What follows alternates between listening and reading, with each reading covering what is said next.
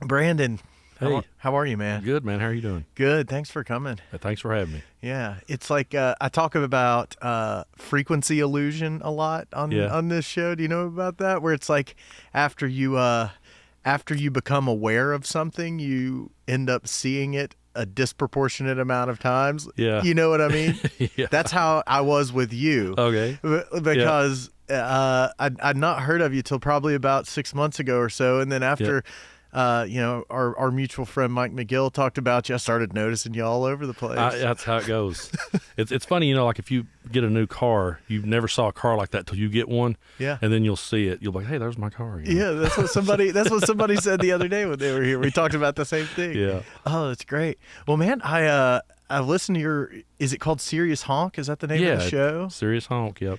It's good, man. Thanks, man. I appreciate it. Wherever Tuesday night on Real Knoxville Music at 8. Yeah, me and Mike looked up the Real Knoxville Music website when he was here, and there's some good stuff you guys play on there. Yeah, man, there really is. I was surprised when we started that up, how much good stuff's out there. The question, question I had, at first was when Chris Lamb first presented the idea of me doing a weekly show, I was like, well, can I do this and it not get, is there enough material to go around every week? But there is. I mean, we were amazed that the stuff came in, and we had good friends like Wayne Bledsoe, John Baker, people that own studios just giving us their library of stuff and saying, here, put this in your library. So Really? next thing you know, we've got like, I don't know how, I lost track.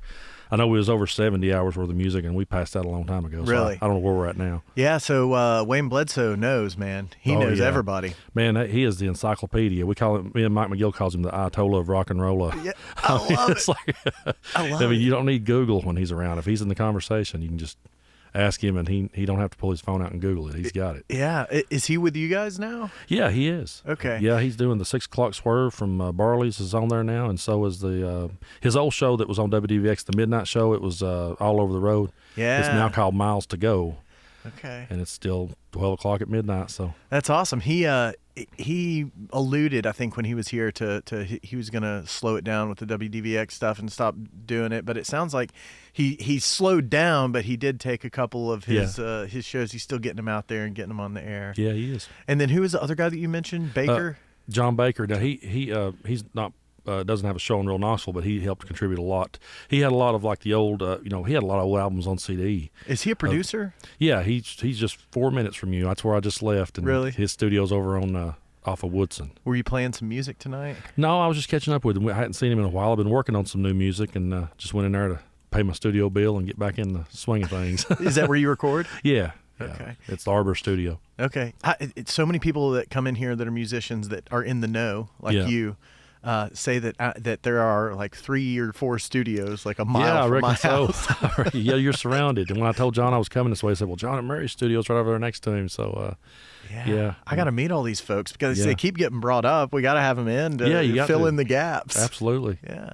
Well, I enjoyed your spot on the Mike Mcgill Christmas Spectacular. Thank you. You were the first guest he had out. I was. Did you play 2 songs with him right out, or did you come back later? I forget, but I played- feel like you played a couple songs. I played with him. 2 songs with him, and then at the end, we just kind of all came out and did a sing-along kind of thing, which actually I didn't know the words. I was just moving my lips. That works. That's what he told me, too. I said, I don't know that song. He said, just act like you do. It's like So- there's 12 people on stage. Yeah, I could do this. We could all kind of dance and spot, so it was a lot of fun. That was really cool. That's great. So where did you grow up and come from, and coming up through music? Like, where's home? I grew up in Bell County, Kentucky. Bell County, Kentucky. Yeah. Dude, we were talking about Bell County the other day. I forget. I think it was on the podcast. But I grew up in Cumberland Gap for like the first couple years of my life. Really, that's where, yeah. So that's where I'm Bell at County. Oh, that's where you live now? now. Yeah. Oh, hell Yeah. yeah. So Bell County is right across the border, It is. right? I'm on the tri-state. From where I live, I can literally be 5 minutes. I'm in Virginia. About 10 minutes, I'm in Middlesboro. Yeah. That's right there on the tri-state. But I grew up over in Bell County. I was born in Tazewell, Tennessee. One of the last kids born in the Claiborne County Hospital.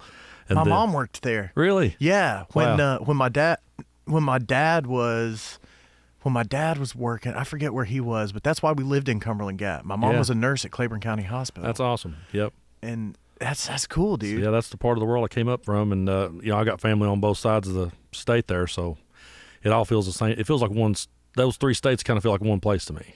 Yeah, it all comes It together. all comes together right there. So It's a beautiful part of the world that not a lot of people know about. It really is. I lived down here in Knoxville for a while, and when I went back, I didn't really realize it. Sometimes you have to go away from something and go back to it, see it again, and go, well, Yeah, that was pretty good. It was, because there's so much stuff.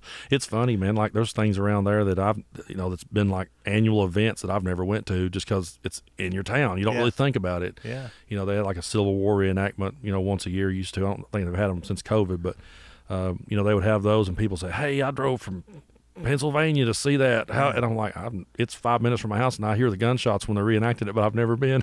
I finally ended up going one day on a field trip with one of my kids. Really? Like the first time, and everybody's talking about what a cool thing. I was like, well, it's been happening for years, and I finally made it over here. That's I'm cool. really guilty of that. What's that, Hensley Settlement?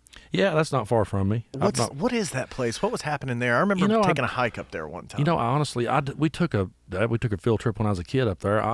I can't remember that far back. It was like a whole town. It was a little Appalachian town up in the woods. Little Appalachian town up in the woods, man. It's really cool. There's a lot of those kind of places around that part of the world. Yeah, it's pretty cool.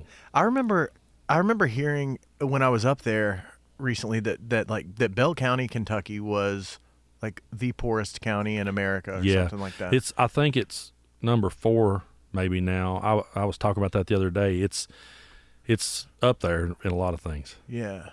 But good people, yeah, probably the best people you'll ever meet. You're good people, man. Yeah, but just a kind of hard scrabble cutout. It is.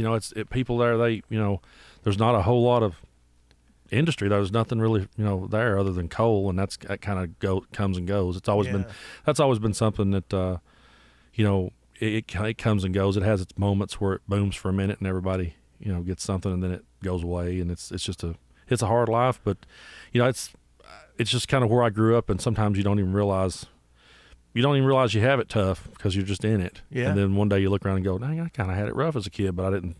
I took my kids back and showed them where I grew up, years later.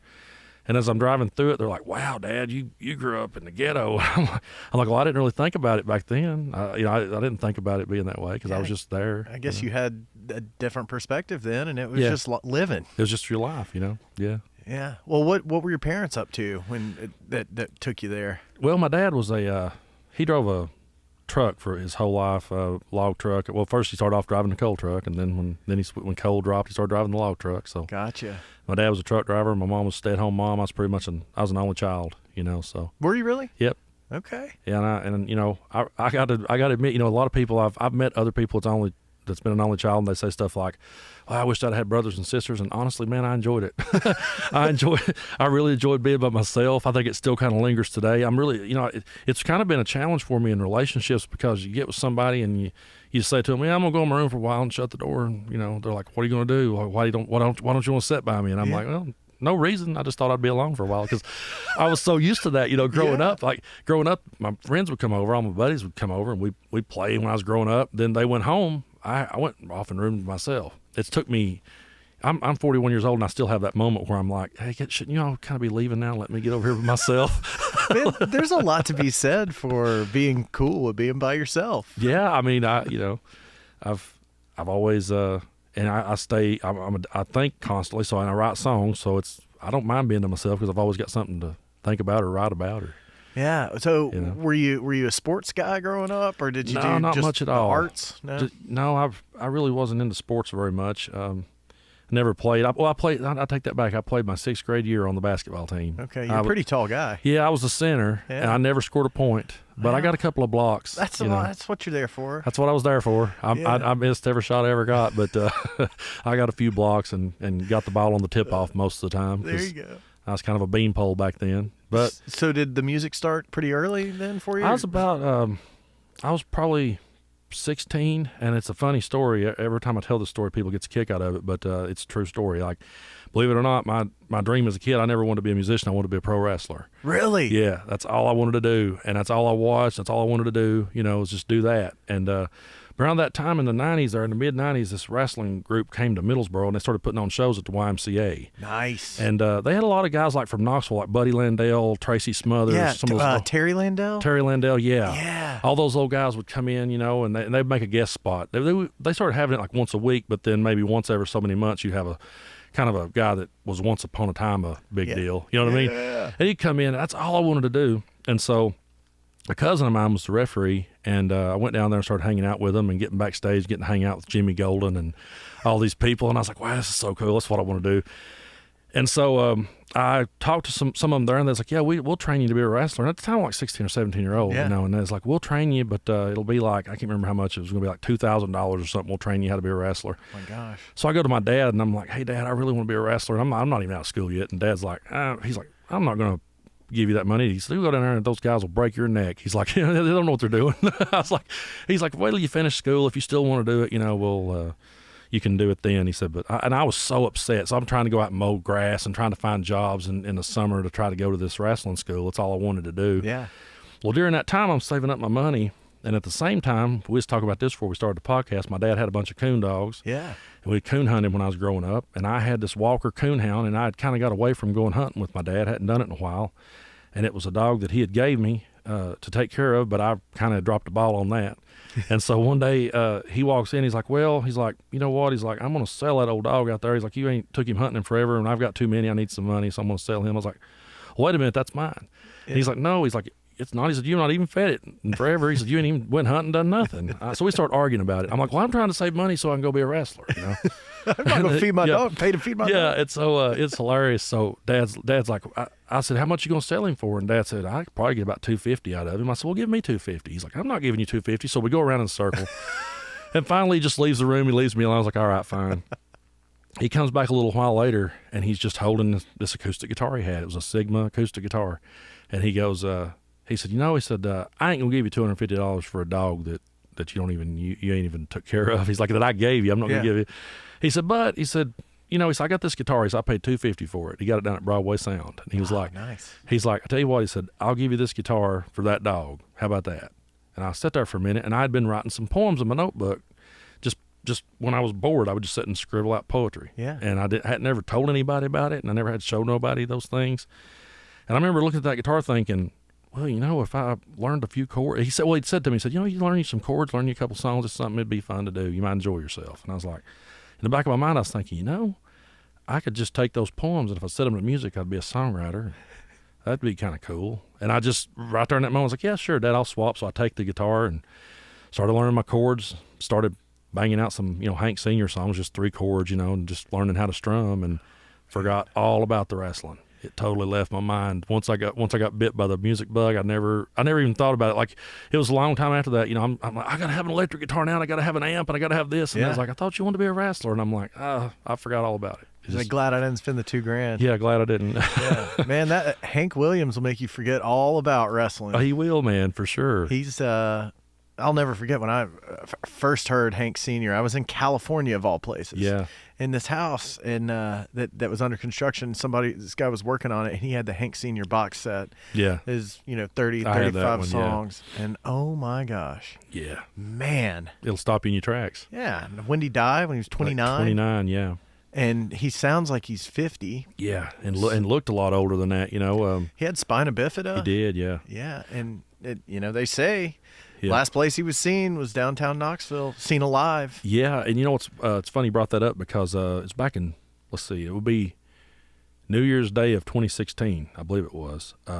Me and my dad, I had this bucket list thing I wanted to do. I'd always kind of been obsessed with Hank Sr., and I had really, that last ride story from Knoxville to Oak Hill, West Virginia, I was always fascinated by that story. And so I just always had this bucket list thing I wanted to do. I wanted to wait till New Year's, and I wanted to just drive that drive from he was last saw at the Andrew Johnson Hotel, so I wanted to start there and just take the back road. Well, now in order to do that, I found the route on a website. It was like a museum in Alabama, and I found the route that you would have to take. And what's wild about it, if you just Google mapped Oak Hill, West Virginia today, you could get there from Knoxville in about 4 hours. Yeah, get on 81 and go. Yeah, and you're there. Yeah. But if you take that back road, it's about 7 hours. Yeah. And so me and Dad did that on New Year's Day of 2016. No way. And just stayed true to the route and drove it and stopped it. And man, it was so wild when we stopped. There's this little gas station there. I think it's tore down now, but there's like a little pump left out front. It's got some yellow police tape around it. And I read up on it. They said that like the town of Oak Hill wants nothing to do with him. Like they don't want no museums or anything built. So it makes no sense. The only thing they had for him was across the street. There's a library, and they had a little plaque on the library steps over there. That's all they had. But where the driver discovered he died, I don't know that it looked much different in 1953. Really? That's how the town looked. It was kind of haunting to just stand there and kind of when we got there, we pulled over to the library and it's got police tape around it, and we get out and look at it so there's where it was. There's where the driver discovered that, And I told my dad, I said, I'm going over there. I'm going to stand there for a minute. So I go over there and crossed over the yellow tape and just stood there and took it in for a minute. Like, hey, this was kind of the spot where they discovered that. Man, so that's a crazy story how he died, like being first off, one of the most influential country artists ever. Yeah. Just the Mount Rushmore of country music. Yeah, he's the measuring stick, Yeah. But didn't it start out as a tour? And he was in like Alabama or something that? I think he came up from Alabama. He was on his way I think he was going to end in Ohio, I want to say. But didn't he hire like a college kid to drive him or something like that? Wayne Bledsoe told me that he interviewed, there was actually two guys in the car with him. There was the college kid, and then I think like a family member, like a cousin or something. And he hired this kid to take the drive with him. And they stop off in Knoxville. I don't think he played Knoxville while he was here. But he stopped off, and there's a lot of speculation as to what happened. When he got in the car, like was he dead, or was he close to it, or was he dying? Because I think he ended up getting like a shot from some doctor came to the Andrew Johnson Hotel and pumped him full of some morphine, and I reckon he'd already had some in his system, so they just pumped, And I reckon there's different people have different theories on when he could have possibly, and there's all kinds of rumors and stories. I've heard stories about him playing music along the way and getting out and there's a movie they made about it, which is kind of entertaining. It's entertainment for sure, but on the movie he gets out, gets in a fight and all this stuff, and they can't prove really much of that. There's different theories, Right.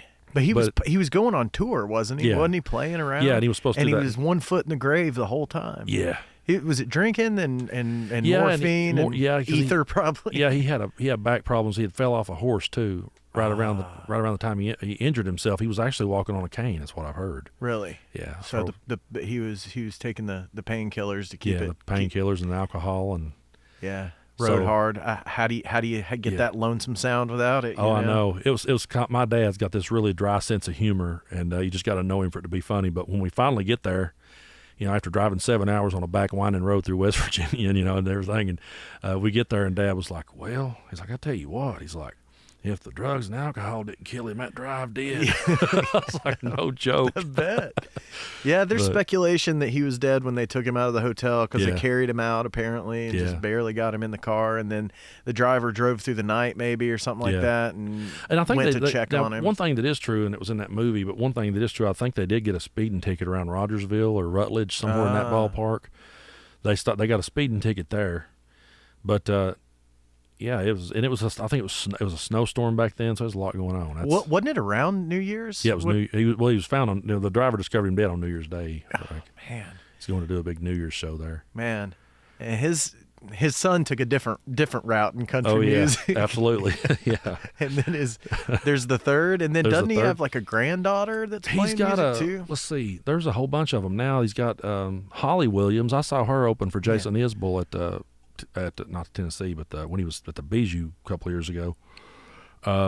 Holly Williams, that's Hank Jr.'s daughter, and there's also Sam Williams. Hank Jr. has a son named Sam, and he's just a singer. He's got a good voice. And then there's also Hank III now has a kid. He's the fourth, and I think he's calling himself just Four is all he's going by because believe it or not, I looked into this. There's actually a guy out there called Hank Williams the Fourth that is no relation to any of them, and he just took the name like as a gimmick. What a jerk! Yeah, he just sounds like it. He would be a good impersonator, maybe like that. Yeah. But he took the name, and so the real Fourth can't use it because this dude's get messed up at Google. Yeah, find the wrong guy. I'm like, so when I was like, is that him? I was like, so no. If you see Hank Williams the Fourth, he's no relation. But if you just see Four, Coleman Williams, I think his name. He needs to call LifeLock and get his identity back. I know. It was so funny because I was talking to a guy that knows Hank the Third, and I asked him. I said, "Man, how do they feel about that?" And he was like, "Well, none of them like it, but they just kind of don't talk about him because they don't want to give him no publicity. So they just kind of don't. When it comes up, they don't really even mention him." But who is that kid? I would be different. I would kind of be raising hell about it. Like, wait a minute, no, that's my granddaddy. But then it shows you care, and then there's a whole vulnerability thing that comes in. Exactly. And then you get, Who is that kid that got famous for? He's like 9 years old for singing Hank Williams songs at God. Walmart. Yeah, I can't remember that kid's name. Mason something or Yeah. you remember Sam Mason something? Yeah, I remember that. He was singing like Jambalaya and stuff at a Walmart. Yeah, it went viral like that. And then he took his 15 minutes and started touring Walmarts all over the U.S. with his belt buckle. There you go. Yeah. Singing low, doing that whole gag. Oh, yeah. It was great. So we were into wrestling around the same time, man. Yeah, You're a couple years older than me, not by much, but Yeah. that was all there was in the 90s, dude. Oh, I know. Monday Night Monday Raw. Night We had Raw. WCW You and had Nitro and Raw. yeah, Yeah. Nitro and Raw, WCW, WWF. Yeah. And you had ECW. You had the which was Extreme. like barbed wire. Yeah, barbed wire, thumbtacks, Yeah. burning tables and ladders. And Yeah. Was that more your jam, or were you more of a WCW? There's I was- somewhere from the WCW continuum to I was more old school. I kind of, believe it or not, I liked originally it was like the NWA back in the 80s. You had like Dusty Rhodes and Ric Flair and Ricky Steamboat and all those guys. And then it morphed into WCW. And I always that was my brand, really. Me too. Years later, I kind of switched over to WWF once Stone Cold and The Rock started feuding. That made me kind of turn the channel. That was super fun. But that was a lot of fun. Well, WCW had you remember when the NWO came, and then the Wolfpack and all that, and it was it was a little much, but still, I was a WCW guy Me too. too. I had an NWO shirt with the red NWO shirt with the I had Wolfpack. the black and white one. Yeah. I got the red one. I was a Wolfpack guy. Okay, cool. Viva La Raza, baby. That's great. It's funny we're talking about this because I had Josh Smith from Handsome and the Humbles. I had him on Serious Honk, my radio show, one night, and we started talking about wrestling, man. And all of a sudden, we look down, we've been talking for 30 minutes, and I was like, well, I guess we're going to start up a new show called Real Knoxville Wrestling because you get me on that subject, we can stay there. Well, Terry Landell had Wrestle Talk. Do you remember that? Yeah, I do. His public access basement. Yeah, I haven't watched that in years. Yeah, I wonder if he still does it. It's probably on YouTube. I'm not sure. I think if it's anywhere, it's on YouTube. Yeah, I used to watch that. If it come on television, you'd sit and watch it on I can't remember what channel that was on, but yeah. I always got a kick out of the people that would call in that took it dead serious and they were mad at him. And you know. My brother's a big wrestling guy. Yeah. It's different now. WWF's pretty much the only game in town, right? Yeah, pretty much. But people, it's like the Super Bowl for some WrestleMania and all that. To this day, it still fills up stadiums. And people know it's fake, right? Yeah. Maybe the punches don't hurt as much. They know it's choreographed at least, and yeah. But they it's funny. They still fill up stadiums today. Yeah, but jump off the top of a cage and land on somebody and put them through a folding table and tell me that's fake. Oh, I know. I mean, it's they're definitely they do their own stunts. You got to hand them that. Me and my dad used to have that argument. My dad hated it when I'd watch it growing up. They'd be like, turn off that trash. Turn it off. It's fake and all this stuff. But at the same token, my dad would show me old John Wayne or Clint Eastwood movies. He'd be like, hey, check this out now. Clint Eastwood's a badass right here. Watch this. And I'm like, well, Dad, he actually didn't fall off that balcony. That really wasn't him. Yeah, that's not even him. That's not even him. We would have that. I'd be like, now, Mick Foley, he took that bump. He's missing a tooth, man. So me and Dad used to have some classic arguments over the whole wrestling, versus. It was just because I thought it was funny. I was like, okay, if you want to show me like a cage fighter or somebody, that's fine. But he would show me like an old Gunsmoke episode. Watch this fight right here, and I'm like, well, Dad, that's stage 2. Television, man. Television. Come on. Give me a break. But he would always walk in and catch me watching wrestling. And the one thing that used to drive my dad nuts is when a guy goes to the top rope, takes him a while to get there, and then dives off on a dude. Or Dad'd be like, now why is he laying there waiting on him? I'm like, why ain't he getting up? Or when they would run and jump for the military press in their arms, like, now if a guy tried to grab me like that, he would be sitting over in my ear the whole time. If a guy tried to pick me up, I'd punch him in the face. I wouldn't let him get me up over his head.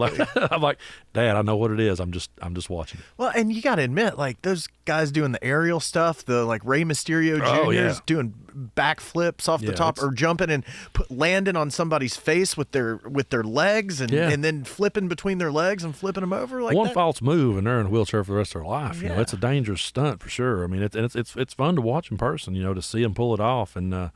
The timing that the ones that are good at it, the timing they have, matters because if, like I said, if you're standing in the wrong spot and he comes off that flip and you're not where you're supposed to be, it could go wrong. That's why you got these backyard wrestling channels on YouTube. It's a good thing that stuff didn't exist. YouTube wasn't around when I was a kid. Oh, we'd all be dead. We'd all be dead. Yeah.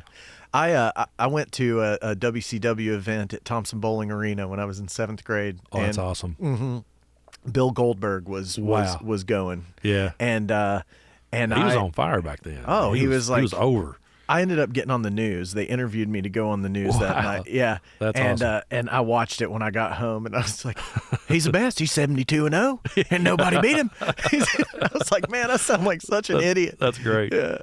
That is awesome. So you had to give up the wrestling dream Yeah. to start playing music, and Mm-hmm.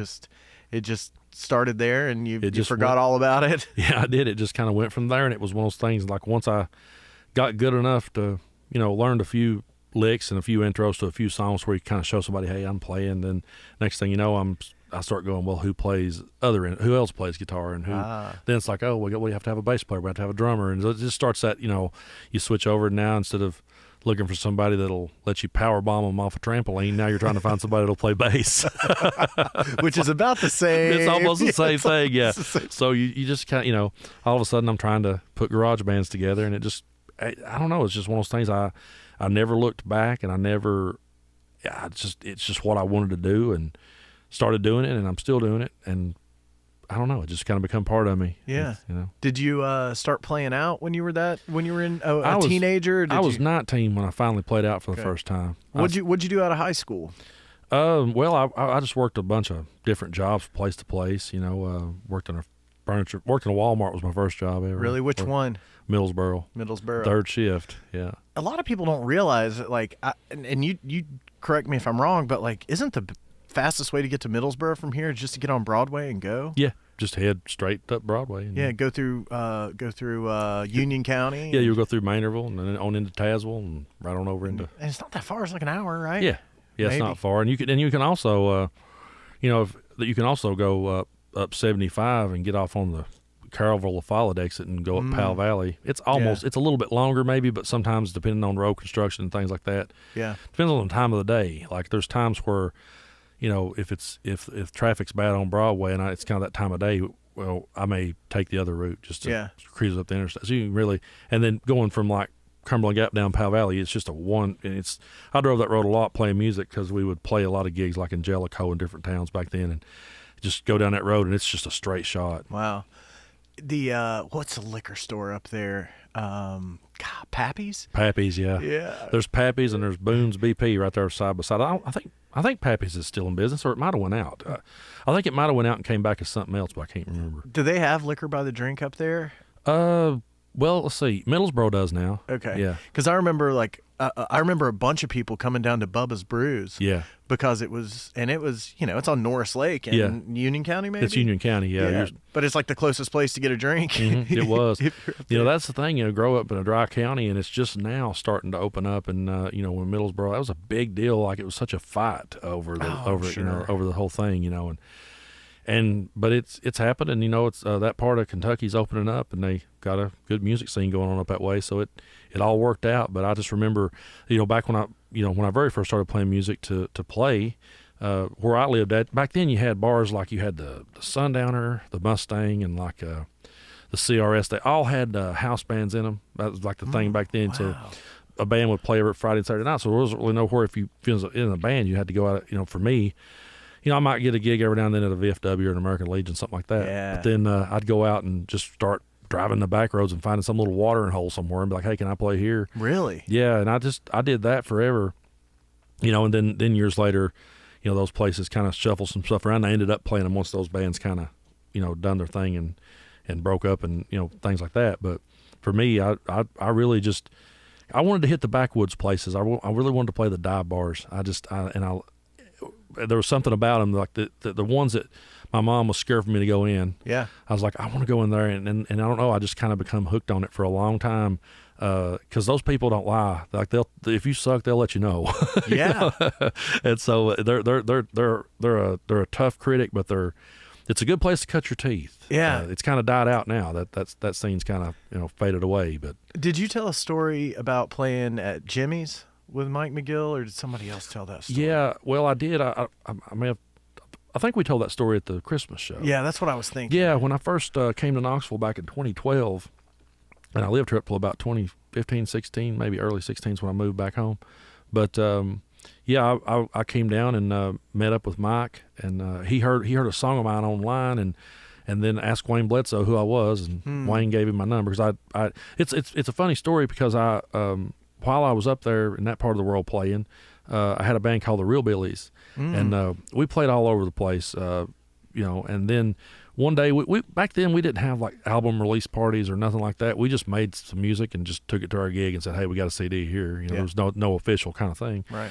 So we had pumped out some CDs, just random songs we'd written, and somehow they got into the hands of Wayne Bledsoe, like by friend by friend by friend, just kind of passing it around. A game of telephone. Yeah, and one day the bass player's sister, just for the hell of it, just Googled the Real Billies to see if anyone had ever said anything about us or see if anyone said, and lo and behold, Wayne Bledsoe had written an article about us, which which at this point was like a year old by the time we see it. We're going, wow, we got wrote about in the News Sentinel. We had no idea. And he really put us over and made us, I was like, wow, I can't, it kind of made us all look at each other and go, dang, maybe we do have something. I don't know. If this guy thinks that about us. It's like, wow. So isn't that funny how that's sometimes all it takes is somebody else, realizing that you got something? It kind of lit a fire under me, especially more so than others. It just kind of lit this fire to go, dang, if he's putting over the original music like this.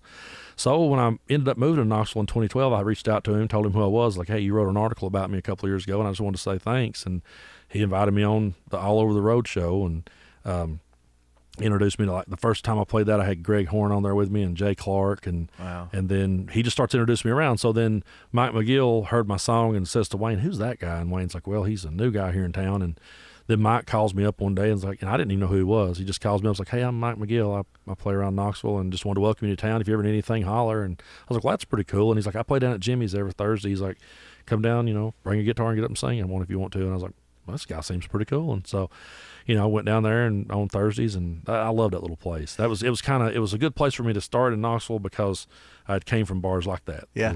Those little drinking dives, I think I only went to Jimmy's once, and I was living in Fountain City. And me and my buddy were both living in Fountain City, and we were looking for a place to get a beer. We'd threatened to go to Jimmy's forever, but we were like, that seems like a really like divey regular bar, like a place where you don't go in there unless you know somebody. Yeah. And so we go in there after work one day. It's probably 5 o'clock. And it's clear everybody in there knows each other. They're all talking. They're shooting the shit. They're giving each other a hard time. Yeah. And me and my buddy, look, probably fresh out of a J. Crew catalog, walking into that smoky bar. And we sit down next to this guy, and he just looks over at us, and he goes, "You boys together?" Yeah. And I was like, "Oh my, we're gonna get killed," is what I thought. Yeah. And I was like, I gotta buck up on this dude, or he's gonna just beat us up. Yeah. And I was like, "No, man, we don't swing that way. Are you interested?" Oh God. "Why are you interested?" And he's like, "Buddy, I'm a redneck." And then he goes, "Maybe if you was a goat," and then high-fived us, started laughing his ass off. Dude. I We can see that died, and then we felt like we were regulars at that point. We had such a good time. That's kind of how it goes. Like I said earlier, they can be critics. You do kind of have to buck up a little bit and just kind of be tough and let it roll off of you. But yeah, I would walk in those places growing up, and there would always be those kind of moments. I've had a dozen moments like that. What are you doing in here, boy? Like oh, this is, and you would kind of get, especially playing a lot of the places I played back in the day, you would kind of get grilled. The first time you went in, they'd be like, "Where are you boys from?" They wouldn't know all about you, and stuff. And I've played in some funny ones. There was one time, there was this old guy who used to come to my shows named Ron. I ended up writing a song about him. And nice. He's this old guy, coolest could be. And he used to tell me about this little watering hole. I think the place was like, it was between Clairfield and Jellicoe, Tennessee, in this little community called like White Pine or White Oak. I can't remember what it was called exactly. But the name, when he said the name of the place, you just know. He's like, you ought to come over and play for me at this place called Joe Don's. I was like, Joe Don's? That just sounds like a redneck hole, And he's like, he said, come pick. So he books me in to play at this place, and he told me, he said, just come by, give me directions to his house. He said, come by. At the time I was living in Williamsburg, Kentucky. So I just drove down to Jellicoe and picked him up. It's me and him, and he's like, now you can't take your whole band. There ain't enough room for you in the band. But he said, just bring your guitar and maybe an amplifier. I was like, okay. So we get in my van, and man, we start back in the woods, and all of a sudden it's like I'm on a 4-wheeler trail. And I'm like, dude, I don't know if this van, those things are lightweight in the back. I mean, I had some equipment in there, but still, those things aren't mountainous. And I was like, oh man. He said, it'll be all right. So we get up there, and man, the people came in on 4-wheelers, like the crowd did. They rode in on 4-wheelers and stuff, and the bar wasn't no bigger than the room we're sitting in. Really? It was so tiny.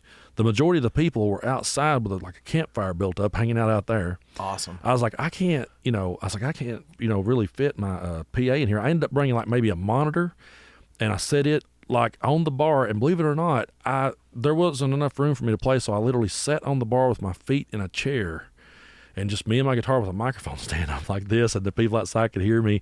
They tipped me like my bucket was overflowing by the end of the night. But what happened was about halfway, I might have played 5 or 6 songs, and all of a sudden I play a Hank Williams Jr. song. And the guy goes, "Hey, I've been playing another. You know this one?" Well, just so happens, going back to learning Hank Sr., I know Jr. too. So I was like, if you want to hear Hank Sr. or Jr., I got you. And I played the whole Hank Jr. and then on into Hank Sr. catalog. I went like probably 3 or 4 hours just playing to these guys, and the more I played, the more I just played the box set. They just kept dropping the money in the jar, and I just like, okay. You're their personal jukebox. I made more in the tip jar. Yeah, I made more in the tip jar than they paid me, you know, and it was, but it's, you know, those little places like that, you just kind of, that's where you really learn your crowd, and you learn how to read people. You learn how to look around the room, and you know, like I said, they're always going to kind of size you up at some point. Where are you from? What are you doing here? You know, kind of thing. Joe Don's out in the woods. Yeah. McGill told me this story. He said, you know, playing at Jimmy's one night, if, you know, he gets a tough crowd or whatever, it's like, "Oh, y'all got, you know, you can put anything in the tip jar?" He's like, "I could be out robbing your house right now." Yeah. That's great. Yeah. One of the funniest stories, I've told this story before, and my good buddy Poe Hanna plays guitar with me now. He loves it. But one night, we were going to Jellicoe playing this little dive bar there. And on the way there, the drummer, he just looks out of nowhere. It's just like random conversation. He goes, "Hey," he goes, "you know what?" He's like, "I Googled Jellicoe today. I was kind of studying up on the town, and I know where the name Jellicoe come from." And I said, "Really?" And he tells us a story about where it comes from, and we're like, "Okay, cool. You know, that's cool." We're just making conversation on that drive, you know. Yeah. So we get there, we get set up, we're playing. And midway through the first set, I break a string. And I was like, "Oh, crap." So I was like, hold on one second, guys. Let me grab my backup here. And I set my guitar down, and my backup guitar was in a case, so I had to run over and grab it real quick. Well, while I'm getting my other guitar out of the case, the drummer takes it upon himself to talk to the crowd while I'm, you know, doing that. And he goes, "Hey, how you guys doing tonight?" And they're like, "Yeah, good." And he goes, "Hey," he goes, "do you guys know where your city got its name from?" This old drunk man shooting pool stops what he's doing. He walks up on the dance floor. He goes, "Yeah, I know where it come from." And he tells off this story. And this drummer looks at him with a straight face, goes, "No, you're wrong." Oh, no. And I was like, "Don't say that." In my mind, I was like, "Don't do that." And the guy goes, "What'd you say?" He goes, "No, actually," and before he can get it finished, the guy goes, "Boy, I know where Jellicoe come from. I've lived here all my life. I'll beat your ass back to Tazewell." And I was like, "Hey, wherever you say Jellicoe come from, buddy, we believe you." Okay. I was like, it's okay. I was like, "Shut the hell up," you know? And he's back there going, "Well, that's not where it come from." I'm like, "Don't say nothing." Shut up. I said, "Just shut up. You're going to get a pool stick broke over your head." And so, that's become like a running joke now between me and Poe. Once I told that story, he's like, "Brandon, I'm going to beat your ass back to Tazewell." This has become funny. One of those things. Dude, Poe Hanna's another guy that, like, I didn't know a lot about, and I've kind of been, like, again, the frequency illusion thing. Yeah. Like, people sort of mentioning him here and there. Apparently, his dad was a writer, like a really famous writer. From Mississippi, maybe? From Mississippi, yeah. I was talking to a friend of mine about him earlier today. And I got in, you know, I hadn't read his books. I had heard that name, but I never linked the two together. Barry Hanna, yeah. And I had heard the name Barry Hanna, but then when I met, you know, Barry Poe Hanna, everybody just called him Poe, and I kind of didn't think about it until one day Greg Horn was like, "Hey, have you ever read any of Poe's dad's books?" And I was like, "No, who's his dad?" He's like, "Well, Barry Hanna." And then I was like, "Well, wait." I was like, "Wow, okay." I didn't realize it was the same person. So, you know, I went out, and you can find some from time to time at McKay's. I've got a couple of them at home. And I actually stumbled across one day that was autographed by him. Wow. And it was with an ink pen. When I turned the page over, I realized that you could feel the indentation of the pen. So I screenshotted it and sent it to Poe. I was like, "Man, is this really his signature?" He said, "Looks real to me." That's awesome. It was pretty cool. But yeah, Poe's another guy that, you know, he plays with about everybody around town. You'll see him a lot. You'll see him playing with McGill. You'll see him playing with Kevin Abernathy. I'm shocked at how he can shred that thing, man. Oh, man. In any style, too. He's got the band, the Los Leslies. They do kind of all instrumental music. And so he's all over the place. And that's one thing I love about the Knoxville scene is it's really eclectic, and there's a good group of people here. And a lot of times, you know, everybody will kind of play with everybody else. You know, you'll see people like Greg Horn I mentioned earlier. He's played on my albums, and I remember one year, it's back 2016 when I put out Dark Side of the Mountain. I remember that year there was a bunch of good albums came out that year. And I remember looking, like Steve Wildsmith made like a top 25 for East Tennessee in the Maryville Daily Times. And I looked at it and I was like, well, dang. I was like, Poe's played on like 5 of these and Greg's played on 5 or 6 of these. And this guy over here's played drums on most of these. So it's pretty cool, the community is. And Poe Hanna was shredding that baritone guitar too at the Spectacular. Sam said he had one of those. You got one of those, Sam? I do. Yeah. Yeah, he got John Baker's got a baritone at the studio, Arbor Studio, and I love the sound of those. I ended up buying me an acoustic baritone, and it was nice. So it's somewhere in between a conventional guitar and a bass. Yeah, I'm terrible with my technicalities. I don't with your theory. With my theory, I'm horrible at it. I know, like I'm one of those people like, hey, it's right here's the Keith Richards chord, man. I don't know what it is, but I just seen Keith Richards make it. Or this is a Dickie Betts lick. I don't know technically what it's called, but basically your top string is it's you can still chord it just like you would a regular guitar in standard tuning, but now your top string is a B. Okay. And your next string down's E, and then A, and then as you work your way down. So if you make a G chord on a baritone in that tuning, now you're in the key of D. Okay. So you just kind of got to learn. So it's like 3 steps up or something like that. Yeah. So you just kind of got to learn where you're like, okay, down. Yeah, down. Sorry. Yeah, like now I'm in the key of D. So, but it for me, I got a couple of guitars at the house, and every one of them's in a different tuning because I like to. It inspires me to write differently. Yeah. If you have to have the same guitar in standard tuning, I've got one in open G, a baritone. Dude. Okay, so we were at the Christmas Spectacular, and I turned to Sam, and I was like, hey, man, how come Brandon's Capo 5 and McGill's Capo 3? Well, I'll tell you why. Okay. that particular guitar, I'm glad you noticed that. I did, from the balcony. That's awesome, man. That's great. Now I threw people off bad with that. The reason is... it threw me off. I was like, it sounds right. Yeah. Well, what's funny is... Sam did a really shitty job explaining why, too, I got to tell you. Well, what it was, I love the Drive-By Truckers, and their music is all tuned down a whole step. Okay. So... I keep that guitar tuned down a whole step, and then I put the capo on the 2nd fret to bring me back to standard tuning. Okay, gotcha. So now if that song was in B flat, so I've got to move it up 3. So now on the 5th fret. If I was in standard tuning, I'd be on the 3rd fret. Yeah. So yeah, and there's been times where I've walked in with the capo on, and they'll see me make a G chord, like they'll think I'm an A. I'm like, no, wait, now this guitar, if I'm in standard tuning, if the capo's on the 2nd fret. Yeah, I feel like you got to disclose that, to your boys when you walk in. Yeah, you have to. It's went south on me before. Yeah. I bet. So Patterson Hood is that the Drive-By Truckers dude, right? Yeah, the lead guitar player. Well, there's 2 of them. There's Cooley and Hood. They're both songwriters. That's where Jason Isbell started off. Oh, that's right. I forgot about that. That guy is just about as good as it comes, huh? He is, man. He really is. I remember when he first left the Truckers, I was a huge fan then. And I hated to see him go, but I just, I was really, Cooley was my favorite. And I was like, well, I was like, it will be okay. The Truckers will be all right. We still got Cooley. And he went off, Isbell did, and made an album or 2. And I remember thinking, oh, that's pretty good. But I think when he first left the Truckers, I was guilty of whatever he put out. I was kind of guilty of saying to myself, what would that sound like as a Truckers song? Yeah. What would they have done with it? Yeah. And then he comes out with that album, Here We Rest. It comes out, and I was like, oh, that's really good. And then he puts out Southeastern, and it's just like, damn, he's just shot to the moon. He's done really well for himself. Sure has. Yeah. But Patterson Hood, does he have a low voice? Is that why he tunes it down? His voice is more high. I've heard, now Cooley's got the lower tone voice, but I've heard him say, really, they just did it to be different. Really? And they said that, I heard him in an interview say that originally Leonard Skinner did it. Really? At first, until they went to Muscle Shoals, and his dad was David Hood out of the Muscle Shoals rhythm section, and Jimmy Johnson, and those guys, they was like, you guys got to tune up to get in standard tuning because y'all sound out of tune with each other, and so he said it was my dad that, he said that when he first started doing the whole dropping down a whole step, that it drove his dad crazy, like, why are you guys doing that? But I just, when I got into their music and started trying to learn some of their songs, I was going, I can't figure out what they're doing. So I ended up tuning down, and then, like I said earlier, I've got an acoustic at home in standard tuning. I got that one and dropped down a whole step. Then I got the baritone. Then I got an electric and open G, and I just kind of grab a different guitar every time because it'll kind of take me in a different. That way, it seems like you might be playing a song in the same key, using the same 3 chords you've always used, but it just gives you a different tonal quality, and you end up going in a different direction. So you said you moved to Knoxville in 2012. Yeah. So you were already playing music up in Middlesboro in that area. Why'd you move to town? Well, just to get into a scene, because everything was drying up around there. Like I said, a lot of the bars were starting to close down, I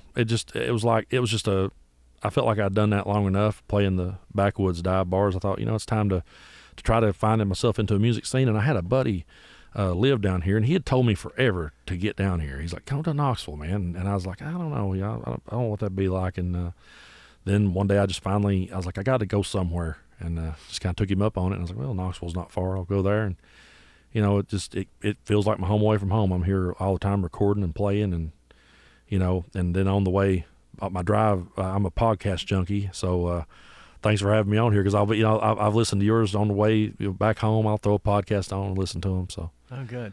That's a good time to do it in the car. Yeah, I listen to about everything. We got different things I listen to. I'll sit and listen to, stuff about current events and all these things, and all these different things, and then I'll go back once I fill my head full of that, and I go, man, the world's going to come to an end. Yeah. Then I go back and I'll find an old wrestling podcast and listen to them talk about their stuff. So, Yeah, I'm not looking forward to the day that I don't drive as much, because I don't know when I'm going to listen to podcasts. If I don't. Yeah, that's one thing for me. There's times like when I kind of slowed down, on taking the trips, I've been like, well, now where am I going to listen to the podcast at?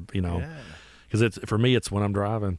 I've had a buddy of mine was like, I couldn't listen to it while I drive. I'd have to concentrate. I'm like, no. Come on, man. You're You doing all kinds of stuff while you drive all the time. You're sitting there fighting with the kids and fighting, doing everything. I've seen you text while you're driving, You can listen to a podcast. Pay attention, yeah. Yeah, it makes the driving experience a lot easier. Have you gotten into the true crime podcasts? Oh yeah, that a bunch stuff's of them. Huge, man. There's so many of them that are enormous. They are, and there's some good ones out there. I'm really bad for that. I'm almost I'll fall down into a well of going back and listening to ones about Charles Manson and Ted Bundy and all that stuff. See, that's fun. Like I've gotten to the point where I've started to listen to obscure stuff. I don't listen to a lot of true crime podcasts, but I'll go and I'll find something that I've never heard of before and listen to this random thing that happened. But dude, it started to freak me out. It made me paranoid. That's what I said. I'm like, oh, everybody's trying to kill me and my entire family. Yeah. Or if my family dies, I'm definitely going to jail. I'm trying to think of what the one is called. There's one here in town. It's from, I think, WATE. It's oh man, I've got it. I know I've got it somewhere on my phone, but it's about stories that happened around here. They had one about the zoo man dude that was killing people and burning them at the zoo and all that. Yeah. I can't think of the name of that one off the top of my head, but it's really good. And then all of a sudden you're going, wow, that happened right down the road. There was one about a murder in Maynardville and murder right around this part of the world. And it's Appalachian Unsolved, I think is what it's called. That sounds good. What it I'd is, listen to that. What it is, these are cases that are still cold. They're cases they never found the killer, and so. I listen to a lot of those, and like you said, then you go, dang, everybody's out to get me, and then I'll just go back and listen to something. I got some uplifting stuff. Yeah. I'm gonna listen to the news again to get out of this funk. That's how bad it is. No joke. So were the Real Billies still together when you came to Knoxville? No, that was that's kind of when we ended and kind of disbanded. We had become the house band at a place up there. They kind of sucked us into that, and we became that, and then the members just kind of started dropping off, and all of a sudden it was like me and one other guy, and it come down to okay, it's time to go. And we left. It ended. We're all still good friends. The guitar player still from time to time will sit in, fill in, play with me, and we're all still good buddies. But it was just that band pretty much ended. Then I kept the name around because I had used it for so long, and I've been working on a new project. I'm going to start. I'm working on it for this year. I would catch myself, especially too, when I would go out and play, especially if I went back home or went anywhere near that part of the world. Well, people would just see me and automatically go, there's the Real Billies. They just would think that's who it was. Yeah. So sometimes I would just introduce myself as that. But then I started working on a new project I'm hoping to get out in the spring or summer. I'm calling it Brando's Real Billy Review. And it's going to kind of be like a satirical kind of song and dance. I want to make it more of a show, like more of a kind of hillbilly Dark Side of the Moon, if there's such a thing. Well, so are you going to cover your old Real Billies songs? Yeah, some of the songs I've held. Some of the songs I brought with me and ended up on solo albums. Because I wrote all the songs. Me and the bass player wrote a bunch together, and then I wrote a bunch. Wrote most of them myself. There's songs on some of my solo albums that were Real Billy songs once upon a time, but I just kind of brought them with me. Yeah, they're yours. Yeah. Speaking of Dark Side of the Moon, Dark Side of the Mountain sounds like an awesome name for an album. It was an awesome name for an album. Yeah, it was. That's what I call the one I made in 2016. And back then I was kind of going in that direction of I kind of wanted, that album of mine starts off with a preacher talking at the front of it. And I've kind of got some moments in the album where I wanted to kind of invoke that. And it's funny how that happened. I was on the way to the studio and I kept going. Have you ever heard, like on Sturgill Simpson's, is it Metamodern? Yeah, where it starts off, that guy talking at the very beginning, Metamodern sounds and country or something like that. Yeah, I thought it needs something like that to kick it off with. And was Metamodern out by then? I think it was. I think it had just come out. And I remember thinking, I was like, it needs something. And I remember Mcgill in the Romeos, they had that Amber Light with Bill Alexander doing that at the beginning. I was like, this album needs something like that. And I thought it needs a preacher because I had a couple of songs that was about one and different things. I was like, it needs a preacher talking. And it was like I was coming down on a Sunday to Knoxville and I turned on a gospel station. There was just this fire-breathing guy going at it, and I was like, that's the voice I need. I don't even know who this guy is. If he ever hears it and wants to... Royalties? Yeah, I guess I'll just have to deal with it then. But I literally just held my cell phone out, I cranked it up real loud and held my cell phone out like this and just recorded him talking. I love it. And it was... what he said was like perfect with the story. I was like, this is what I need. Yeah. And so when I got to the studio, I told John Baker, I said, hey man, I was coming down through here and I said, I just recorded this preacher talking. Can we morph this onto the album? And we made it work. I love it. And I don't even know who the guy was because at the end of the show, they was like, you've been listening to whatever gospel hour, but they never said the guy's name. And I was like, well, who was that? And I never heard him again, but he had the perfect voice for what I was going for. Well, and you could have looked for years and never found it. Yeah. And you could have worked way too hard to never find the perfect thing. Yeah. But you holding your phone up and pressing record was perfect. It was perfect because I had even went so far as to think, well, maybe I could write something down myself and then maybe do an impression or maybe get somebody else to say it in a preacher style voice. I had that idea, but it was one of those things I just fell into. And, it just starts off, he's like, life is like a vapor and once it's gone, it's gone. You ain't promised tomorrow or whatever. And I was like, man, that's perfect. That's just that's what I was trying to get. It just one of those accidents, happy accidents. You have it like, oh yeah, it's perfect. Yeah. When I heard the name of the album, I thought it was going to, Dark Side of the Mountain. I thought it was going to be like, if thou dost eat thou meat, thou can't have any pudding. Or something. That's great. Yeah, but I've had that idea in the back of my head for a long time, and that's kind of what I'm working on at the moment. Is just I've been working on some songs at John Baker's and getting this album together, and I just kind of want to try to make more of a show that could kind of be done more of like in a listening room type environment. Yeah. More just have more of a, because I've always over the years I've just kind of been off the cuff, winging it every step of the way, and I've kind of always wanted to sit back and just kind of create a theme around the show. Yeah, things like that. So hopefully, what are some of your favorite rooms to play in town? Oh man, the Open Chord's got a great stage. That's what I hear, man. My buddy Sammy works over there and does a lot of the booking. Yeah, we did the album release for Dark Side there, and man, it was good. I've played Barley's, Press Pub, all of them. There's played so the many. Bijou. Yeah, play the Bijou finally. And I'll tell you a funny story about that, man. I was so nervous because I was like, it ain't like if you're in a bar and you're playing, somebody calls you up, whatever. But I feel like, man, I'm under a microscope now, Well, and you had a month too to think about it. Yeah, and I know. Play out all the situations that could go wrong. Yeah, and what's funny, during the sound check, I forgot the words to my song during the sound check, and I just for a brief second, I was like, what was that word? And I came in. Yeah. I was like, oh my God, I'm going to mess up my own song. I bet I went backstage after that was over, and I bet I sung that verse in my head 100 times trying to get it like, oh, don't forget it. And then I told Mcgill, I was like, man, I am nervous. I was like, I've never been on a stage like this before. And he was like, now listen, he's like, just picture we're at Barley's or we're at Jimmy's, okay? He said, we're just on a different stage, but it's the same show. He's like, don't worry, when you get out there, I'll start talking and everything will be fine. And so when I walked out there, he just started talking. That's why he talked to me for a little bit, and we told some stories about how we met. Yeah. Once we kind of cracked a few jokes back and forth with each other, it felt like we was back at Jimmy's, and then I was like, I'm fine, and I didn't forget anything. That's how it goes with these podcasts for me. Like, I will wear myself out for a week about, being nervous about how I'm going to start this conversation with the guest, or, what if I, get tongue-tied or run out of things to say, or, it's not interesting. Yeah. But 2 minutes in, get comfortable. Yeah, that's how it usually goes. I've never. there's only like that time there, and then the other time when I opened for Scott Miller at the Shed. Oh, nice. I got nervous during that one just because, when you look out in the crowd and you see all these great and awesome musicians staring back at you, and you're like, whoa. Where the hell's Scott Miller these days? I don't know. Haven't heard from him in a while. Scott Miller and the Commonwealth. Yeah. They were around forever. Yeah, good stuff. Yeah. Great writer. And I remember that's my first and only time at the Shed, but it was just being there on that stage. It was an indoor show, and it was packed. Wow. And man, it was a good time. Well, we got a lot of good rooms around here, and you're checking a lot of them off the list as you're playing out, which is good. Yeah. I guess the next is the Tennessee for you. Well, next maybe step one up. of these days. You never know. I think you can do it. Well, when we were, like I said, been noticing you for a while now, and seeing and hearing your name, and I'm very glad to meet you. But when we were at the show, the Christmas Spectacular, you and Mike were having your back and forth before you started, and I was just like, man, he seems just like a good soul. And thanks. You're welcome. And the no sooner than I said that, Sam leaned over to me. He was like, we need to have him on the podcast right away.